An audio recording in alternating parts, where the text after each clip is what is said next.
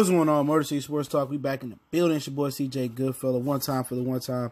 And we grinding in today. Matt Patricia and Bob Quinn spoke at the Combine.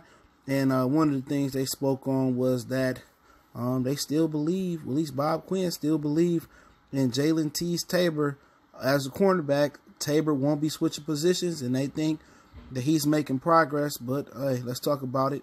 He says Tabor is not changing positions. Quinn said Tabor, after two unremarkable seasons, remains at a cornerback and insists he's showing signs of progress last year. In the last couple weeks of the season, we kind of saw a little bit of an uptick with Teez. Quinn said kind of played with a little bit more confidence, played in the slot, played at nickel against Green Bay, and did a good job against some of those guys.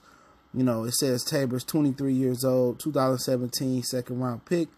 You know, so it is what it is.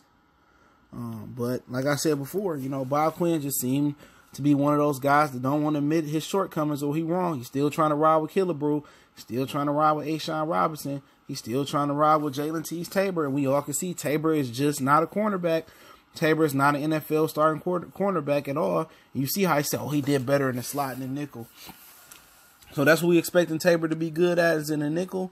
Well, let's see it then. He should be able to beat out Jamal Agnew, who had a very forgetful stint at the cornerback position last year. It was getting burnt like toast, you know, all year in the nickel until he injured his knee. So if Teez Tabor could work on the nickel, I guess that is a victory for Bob Quinn. You know, but at the end of the day, he don't want to admit that he wrong, and that's what it boiled down to. He don't want to admit that, okay, I got it wrong. Tabor ain't that good. He should cut bait with Tabor and Killebrew. Killebrew ain't going to work out like they believe he's going to work out. You know, they know to Killebrew it's a wrap. You know what I'm saying? For Tabor, it's a wrap. He just too slow to be an NFL cornerback. And for his lack of speed, he don't have the technique of a Richard Sherman or Brandon Browner or the physicality of them. He not physical coming off the line. He not able to jam him up and play at a cerebral level more than the physical level. Like that's how Richard Sherman running like a sub 4.6 or something like that or whatever it was. That's how he was able to stay in the league. He ain't never been a burner. He played on an intellectual level and his technique was impeccable. Tabor technique ain't like that. He going into his third year or third year or whatever it is. And he still, you know, ain't showed one sign of life. He was getting pulled after one snap. You know, after one series with the defense and after one snap before he got pulled.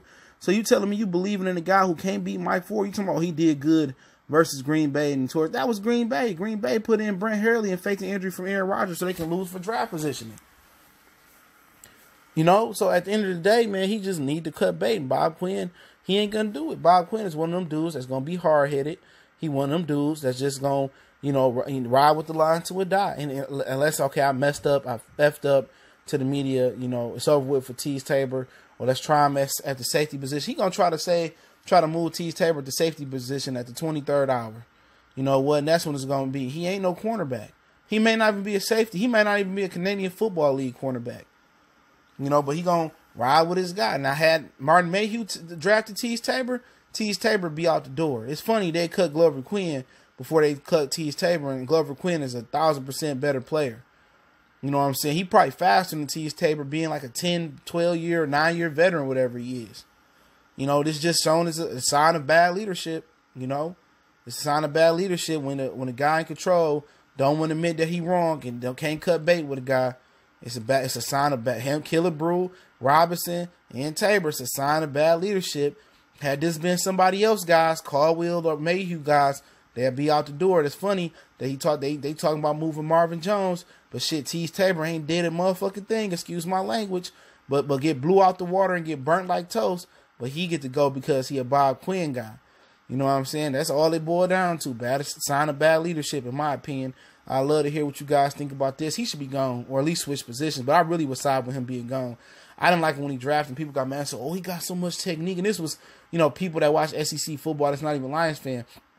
Y'all got to still. I say you can't be running a 4.67 as a cornerback in the National Football League. But hey, it's Motor City Sports Talk. Don't forget me on social media, Facebook, Twitter, Instagram. You can reach out to the email as well.